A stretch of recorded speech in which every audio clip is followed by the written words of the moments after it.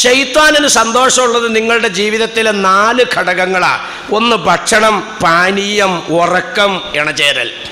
ഇതിനൊരു പരിധിയുണ്ട്. പരിധി വിട്ടാൽ നിങ്ങൾ പടച്ചോൻ്റെ ഭാഗത്ത് നിന്ന് ഈ പടപ്പാകുന്ന ശൈത്താൻ്റെ വഴിയിലേക്ക് നീങ്ങും. ഇതിനെ 4നെയും പിടിച്ചു കെട്ടല നോമ്പ്. ഭക്ഷണം, പാനീയം, ഉറക്കം, ഇണചേരൽ.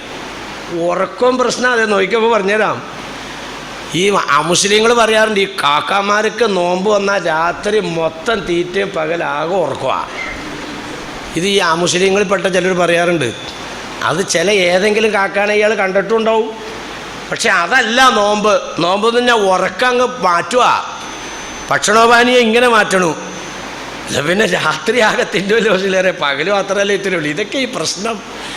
ഈ നോമ്പെന്ന് പറഞ്ഞാൽ ബഹുമാനികളെ കുറേ സമയത്തേക്ക് മാറ്റിയിട്ട് പിന്നെ ബാക്കിയുള്ള സമയം അതിൻ്റെ കലായിട്ടിലല്ല.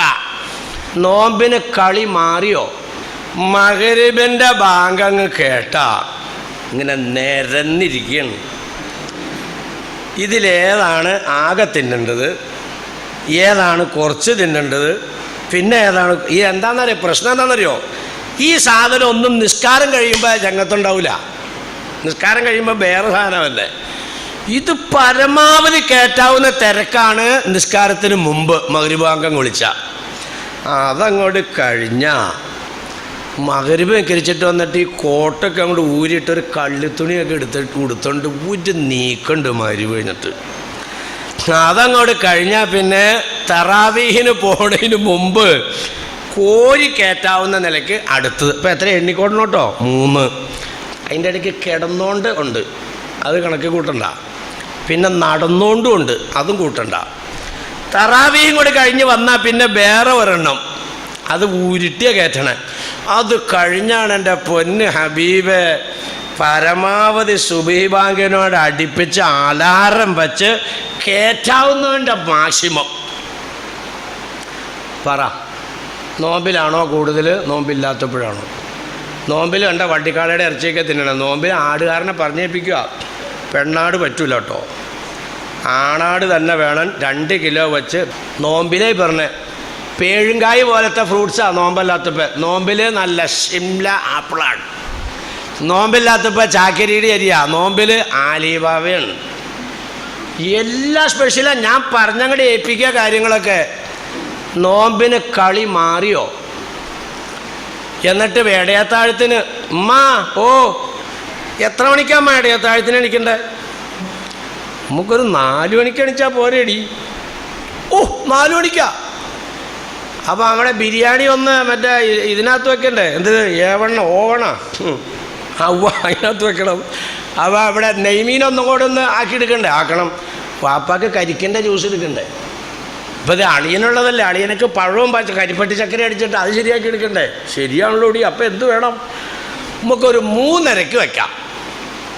3:30 അങ്ങോട്ട് എഴുന്നേറ്റാൽ ഒരു 4 മണി 4:15 ആകുമ്പോഴത്തേക്കും എല്ലാം ടേബിളുകൾ നിരത്താം. ഒരു 4:15 അങ്ങോട്ട് തിന്നാനിരുന്നാൽ ഒരു 4:45 ആകുമ്പോഴത്തേക്കും റെഡിയാവും. 4:45 അവിടെ തിന്നാൽ 5:30 ബാങ്ക്. അത് 4:45 അവിടെ തീറ്റ കഴിഞ്ഞാൽ പിന്നെ കിടന്നുറങ്ങാം. അപ്പോൾ സുബഹിയോ അത് ശമ്പളം കൊടുത്ത് ആളേൽപ്പിച്ചിട്ടുണ്ട് പള്ളിയിൽ. നമ്മുടെ പണി എന്താ? നമ്മുടെ പണി ഇടയത്താഴം കുടിക്കില്ല. ഞാൻ നേരിട്ട് കണ്ടിട്ടുണ്ട് പൊന്നാറ സഹോദരി സഹോദരന്മാരെ. ളുഹർ നമസ്കാരത്തിന് ഷാഫി മുസല്ലയിൽ നിൽക്കിരിക്കാൻ പറഞ്ഞ കാക്ക ളുഹറിന് കുനൂത്തോതി സുബഹി ഖളാ വിട്ടുക. എന്തേ പറ? ഈ കാക്കാക്ക് നോമ്പില്ലേ? എന്തേ? എൻ്റെ മൊയിലാരെ ഇടയത്താഴം കുടിച്ചിട്ട് കിടന്ന് ഉറങ്ങിപ്പോയി, സുബഹി കിരിച്ചില്ല. സുബഹിക്കല്ല പ്രാധാന്യം, ഇടയത്താഴത്തിനാണ് പ്രാധാന്യം. ശരിയാണോ? വണ്ടി എടുക്കുമ്പോൾ ഡ്രൈവറോട് പറയും, ഇടാ കാണുന്ന പമ്പിലൊന്നും കയറ്റാൻ പറ്റൂല, ഇവിടുന്ന് ഫുള്ളടിച്ചോ. എടാ മോനെ, ഈ തന്നേക്കണത് മൊത്തം തിന്നോളണം, നാളെ മഗ്‌രിബിൻ്റെ ബാങ്ക് വിളിക്കാതെ പച്ചവെള്ളം തരില്ല. ഇതാണോ നോമ്പ്? ഇതാണോ ഈ ഇടയത്താഴം? മുസ്ലിയാർ ഈ ഇടയത്താഴത്തിന് ഇങ്ങനെയൊക്കെ ആക്ഷേപിക്കണേ എന്തിനാ? നബി പറഞ്ഞിട്ടല്ലേ നമ്മൾ. അള്ളാൻ്റെ നബി പറഞ്ഞില്ലായിരുന്നെങ്കിൽ ബാമുസ്ലിയാർ ചുറ്റിപ്പോയനേട്ടോ. അള്ളാൻ്റെ റസൂൽ പറഞ്ഞു, തസഹറൂ, നിങ്ങൾ അത്താഴം കുടിക്ക്, ഇന്ന ഫിസ്സുഹൂരി ബറക്ക, അത്താഴത്തിനകത്ത് ബറക്കത്തുണ്ട്. അതെന്താ ആ ഭാഗം ചിന്തിക്കാത്ത? എന്താ ഈ അത്താഴം കഴിക്കുന്നുള്ളത് മാത്രമേ സമുദായം എടുക്കണുള്ളൂ. അത്താഴത്തിൽ ബർക്കത്തുണ്ട്. അതെന്താ ശ്രദ്ധിക്കാത്ത? എന്താ ഈ അത്താഴത്തിലെ ബർക്കത്ത്? ഞാൻ പറയുകയാണ്, ഈ HNT ജംഗ്ഷനിലുള്ള ഈ പള്ളിയുമായി ബന്ധപ്പെട്ട് ഇവിടെ ഈ കൂടിയ സഹോദരി സഹോദരന്മാർ, നിങ്ങളിവിടെ കൂടിയത് നബിത്തങ്ങൾ പറഞ്ഞതുപോലെ ഇടയത്താഴം കുടിക്കാനാണ്, നബിത്തങ്ങൾ പറഞ്ഞതുപോലെ നോമ്പെടുക്കാനാണ്. എന്താണ് നബിത്തങ്ങൾ ഈ ഇടയത്താഴത്തിൽ ബർക്കത്തുണ്ടെന്ന് പറഞ്ഞത്? അതെന്താ നമ്മൾ ശ്രദ്ധിക്കാത്തത്? നമ്മൾ ഈ അത്താഴം മാത്രമല്ലേ കഴിക്കണുള്ളൂ, അതിൻ്റെ ബർക്കത്ത് എടുക്കാത്ത എന്താണ്? തങ്ങൾ പറഞ്ഞ ബർക്കത്ത് ഏതാ? ഞാൻ ഒരു ഉദാഹരണം പറയാം. നിങ്ങൾ ഈ സംസാരം കേൾക്കുന്നുണ്ടെങ്കിലും ഇതിനകത്തിരിക്കുന്ന ഒരാൾക്ക് ഉറക്കം തൂങ്ങിയിട്ട് യാതൊരു രക്ഷയില്ല. ഈ ഉറക്കം തൂങ്ങിയ കാര്യം പറഞ്ഞ് മനസ്സിലാവില്ലോ.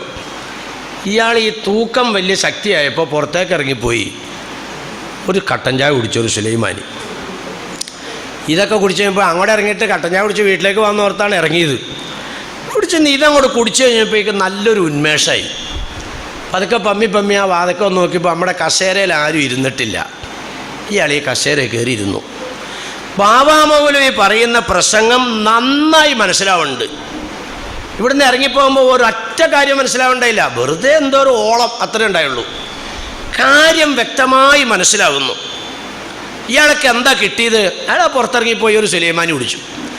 ഞാൻ നിങ്ങളോട് പറയാണ്, ഉറക്കം തൂങ്ങുന്നുണ്ടെങ്കിൽ ഇവിടെ ഇരിക്കരുത്. നിങ്ങൾ പുറത്തേക്ക് ഇറങ്ങിപ്പോയി ഒരു സുലൈമാനി കുടിക്ക്. ഇന്ന ഫിസ് സുലൈമാനി ബറക്ക, സുലൈമാനിക്കകത്ത് ബർക്കത്തുണ്ട്. ഇത് തന്നെ അഷ്റഫുൽ ഖൽഖ് നബീന റസൂലുള്ളാഹി. നിങ്ങൾ നോമ്പെന്ന് പറഞ്ഞാലേ സാധാരണ വല്ലൊരു അനുഷ്ഠാനമല്ല. നിങ്ങളുടെ ശരീരത്തിനെ വല്ലാതെ ക്ഷമിപ്പിച്ച് സഹിപ്പിച്ച് നിങ്ങൾ അനുഭവിച്ച ആ അനുഷ്ഠാന കർമ്മം നിങ്ങളെ വല്ലാതെ ക്ഷീണിപ്പിച്ചിട്ടുണ്ട്. അങ്ങനെ വൈകുന്നേരം നിങ്ങൾ നോമ്പ് തുറന്നിട്ടും പിന്നെ നിങ്ങൾ വിശ്രമിക്കുന്നില്ല, ദീർഘമായ തറാവീഹ് നിസ്കാരത്തിൽ പങ്കെടുക്കുകയാണ്. നിങ്ങളാകെ തളർന്നു. കിടന്നങ്ങോട്ട് ഉറങ്ങല്ലേ. അല്പം ഉറങ്ങിയതിൻ്റെ ശേഷം എഴുന്നേക്ക്. എന്തിനാണ്? പകലിനേക്കാൾ പവറാണ് റമദാനിൻ്റെ രാത്രി. രാത്രി ഉറങ്ങി തീർക്കരുത്. അല്പം ഉറങ്ങിയ ശേഷം എഴുന്നേക്ക്. എഴുന്നേക്കുന്നത് എന്തിനാ? അല്ലാഹുവിന് സുജൂദ് പെരുപ്പിക്കാനാണ്, തഹജ്ജുദിനാണ്, ഖുർആൻ പാരായണത്തിനാണ്, ഇസ്തിഗ്ഫാറിനാണ്, സ്വലാത്ത് പെരുപ്പിക്കാനാണ്, തസ്ബീഹുകൾ തഹ്ലീലുകൾ അധികരിപ്പിക്കാനാണ്. ഇങ്ങനെ ഉറക്കത്തിൽ നിന്ന് ഇങ്ങോട്ട് എഴുന്നേറ്റാൽ നേരെ ഒന്നു കൊടുത്തു പോയി നിസ്കരിക്കരുത്. പിന്നെ എന്ത് ചെയ്യണം? തസഹറു. ഈ ഉറക്കത്തിൻ്റെ ക്ഷീണവും അതിൻ്റെ ചടവുമെല്ലാം മാറി കിട്ടണമെങ്കിൽ തസഹറു, നിങ്ങൾ അത്താഴം കഴിക്ക്. മറ്റൊരു സ്ഥലത്ത് കാണാം, ഒലൗബി തമ്രത്തിൻ, ഒരു കാരക്കെങ്കിലും കഴിക്കണം എന്ന് പറഞ്ഞാൽ നമുക്ക് ആലിബാവ എതിരില്ല, നമുക്ക് സിംലാപ്പിൾ ഹലാല, നമുക്ക് മട്ടൻ ഹലാല, നമുക്ക് പിന്നെ ബീഫ് എല്ലാം ഹലാലാണ്. പക്ഷെ ഇതെന്ത് ചെയ്യണം? പരമാവധി അളവ് കുറയ്ക്കണേ. അതാണ് കാരക്ക. പരമാവധി അളവ് കുറയ്ക്കണേ. ഇതെന്താ കൊണ്ടിട്ട് ലക്ഷ്യം വെക്കുന്നത്? ഉറങ്ങി എഴുന്നേറ്റ് ഒന്നുമെടുത്തിട്ട് നിസ്കരിക്കാൻ നിന്നാൽ ഒരു റക്കായത്ത് എത്തുന്നതിന് മുമ്പ് ഖിറാത്ത് അതിലേലും പോകും, ആൾ ഉറക്കത്തിൽ വീഴുകയും ചെയ്യും. ഉറങ്ങി എഴുന്നേറ്റിട്ട് വെള്ളം ഒഴിച്ചു കഴിഞ്ഞാൽ ഉറക്കക്ഷീണം പോകില്ല. വണ്ടി ഓടിക്കണവരിവിടെ ഇല്ലേ? ഉറക്കം വന്നപ്പോൾ എന്താ ചെയ്യുക? വണ്ടിക്കകത്തിരിക്കണ വെള്ളം എടുത്ത് മുഖം കഴുകണോ? മഹാവിട്ടിത്തരം അത്. വെള്ളം എടുത്ത് മുഖം കഴുകിയാൽ നിസ്സാര ടൈമിൻ്റെ ഉള്ളിൽ ആളുറങ്ങിപ്പോവും. കാരണം എന്താ? സുഖം പിന്നെയും കിട്ടിയെന്നാണ്. ഉറക്കം വണ്ടി ഓടിക്കുമ്പോൾ ഉറക്കം ശല്യം ചെയ്താൽ അടുത്തൊരു തട്ടുകടയിൽ നിർത്തും.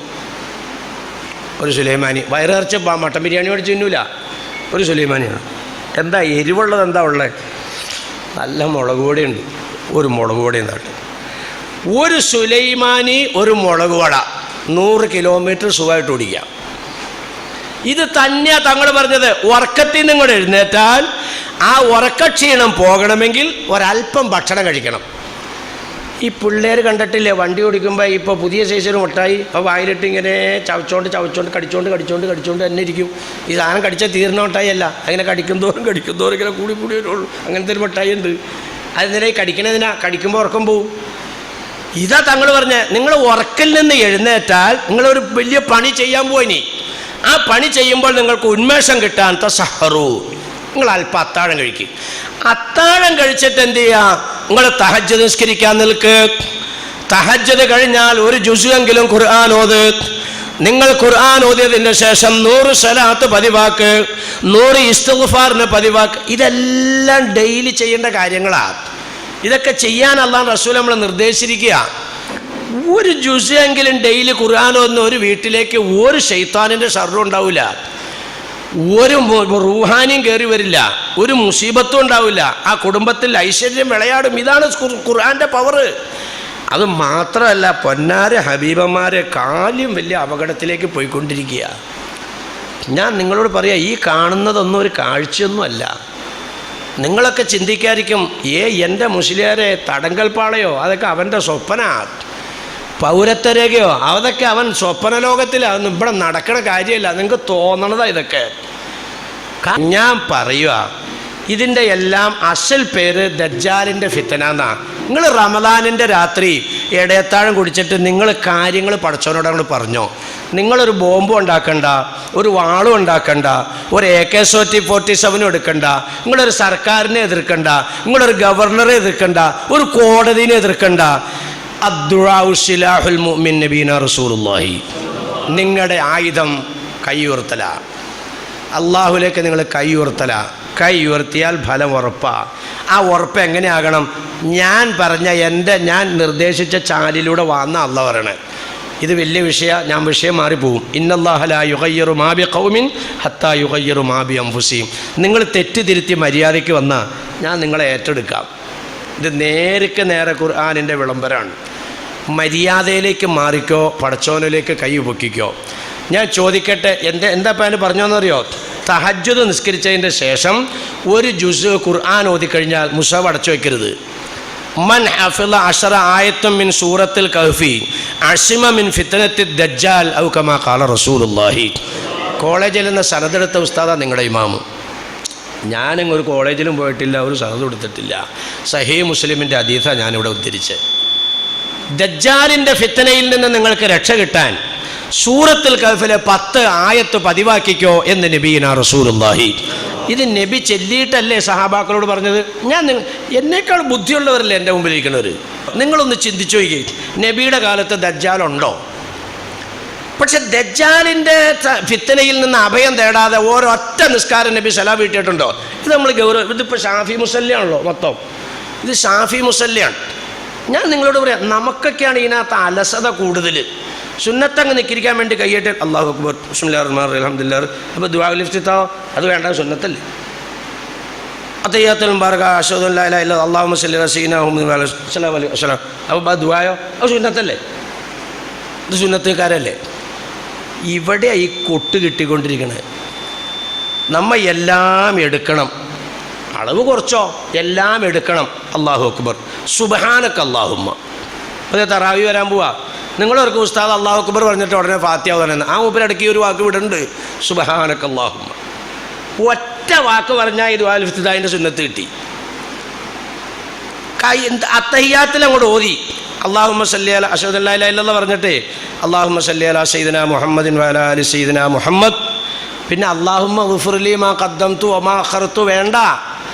അല്ലാഹുമ്മ ഇന്നി അഊദു ബിക മിൻ അദാബിൽ ഖബർ വമിൻ അദാബിൻ നാർ വമിൻ ഫിത്നത്തിൽ മഹ്യാ വൽ മമാത്ത് വമിൻ ഫിത്നത്തിൽ മസീഹ് ദജ്ജാൽ. അസ്സലാമു അലൈക്കും വറഹ്മത്തുള്ളാഹി.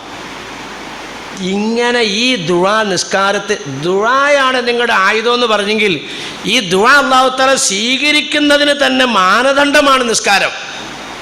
ഇന്നാ അർദനൽ അമാനത അല സമാവാതി വൽ അർളി വൽ ജിബാലി ഫഅബൈന യഹ്മിൽനഹാ വഅഷ്ഫഖന മിൻഹാ വഹമലഹൽ ഇൻസാൻ ഇന്നഹു കാന ളലൂമൻ ജഹൂലാ ലിയുഅദ്ദിബല്ലാഹുൽ മുനാഫിഖീന വൽ മുനാഫിഖാതി വൽ മുശ്രികീന വൽ മുശ്രികാതി വയതൂബല്ലാഹു അലൽ മുഅ്മിനീന വൽ മുഅ്മിനാത്ത്.